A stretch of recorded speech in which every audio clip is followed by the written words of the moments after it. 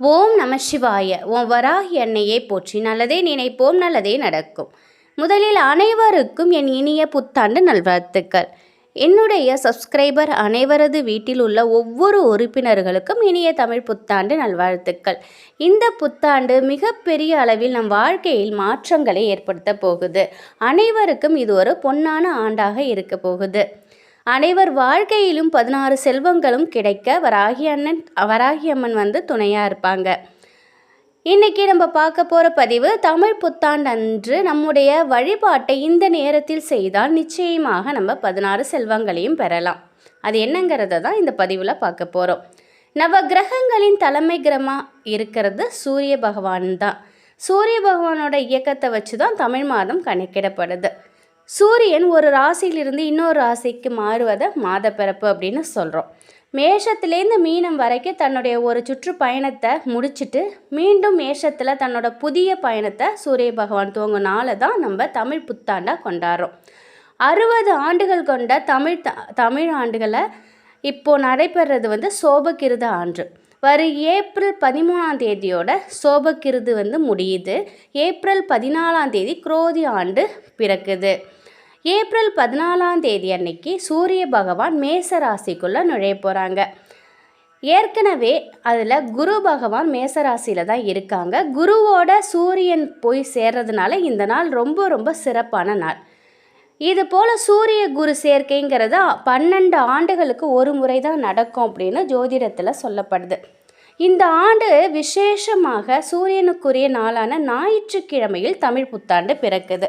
அது மட்டும் இல்லை, முருகப்பெருமானுக்குரிய சஷ்டி திதியும் பெருமாளுக்குரிய திருவோண நட்சத்திரமும் இணைந்து வருவது மிக மிக அற்புதமான நாள். இந்த அற்புதமான நாளில் தமிழ் புத்தாண்டு பிறப்பது நம்ம அனைவருக்குமே நம் வாழ்க்கையில் பல வளங்களையும் பெற்றுத்தரும்.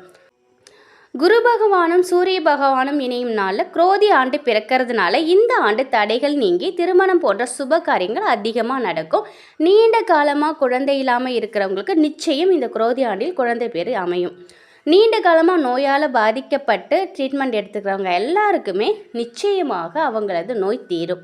குரு சூரியன் பலமாக இருக்கிறதுனால இந்த 2 கிரகங்களால் ஏற்படக்கூடிய தோஷங்கள் நீங்கும். ஏப்ரல் 13ஆம் தேதி மாலை 5 மணிக்கு சஷ்டி திதி துவங்குது. ஏப்ரல் 14ஆம் தேதி மாலை 4:47 வரைக்கும் வளர்பிறை சஷ்டி இருக்குது.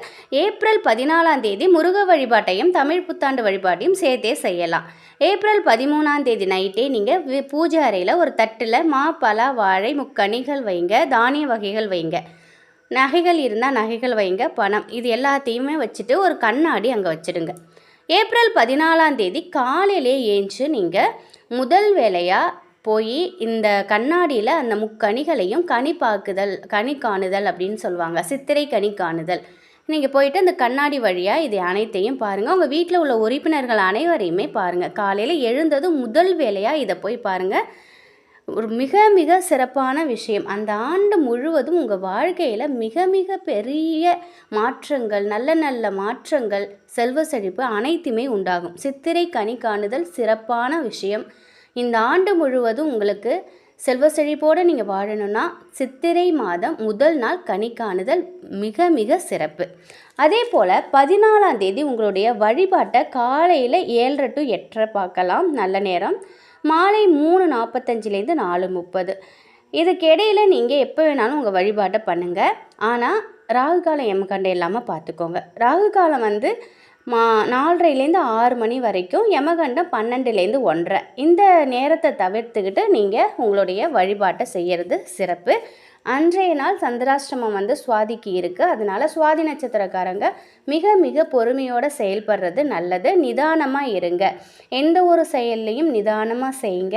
அதே மாதிரி முடிந்த அளவுக்கு மௌனமாக இருக்கிறதுக்கு பாருங்கள். சந்திராஷ்டம நாளுங்கிறதுனால மிக மிக எச்சரிக்கையாக இருப்பது மிகவும் சிறப்பு. இறை வழிபாட்டில் உங்களோட மனசை செலுத்திடுங்க. ஏப்ரல் 14ஆம் தேதி அன்னைக்கு காலையில் 7:30லேருந்து 8:30 வரைக்கும் உள்ள நேரத்தில் நீங்கள் வழிபாடு செய்யலாம், மிக மிக சிறப்பு. கௌரி பஞ்சாங்கப்படி நாள் ரொம்ப நல்லா இருக்குது. 7:30 to 8:30 காலையில் அந்த நேரத்தில் கூட நீங்கள் வழிபாடு செய்யலாம். இந்த நேரத்தில் நீங்கள் விளக்கேற்றி வச்சு சூரிய பகவானையும் உங்கள் குல தெய்வத்தையும் மகாலட்சுமி தாயாரையும் வழிபட்டு இந்த ஆண்டு செல்வ செழிப்பாக இருக்கணும் அப்படின்னு சொல்லி வேண்டிக்கோங்க. அறுசுவை உணவை நீங்கள் தயார் பண்ணி உங்கள் நெய்வேத்தியம் வச்சு வீட்டில் உள்ளவங்க அனைவரும் சாப்பிடுங்க.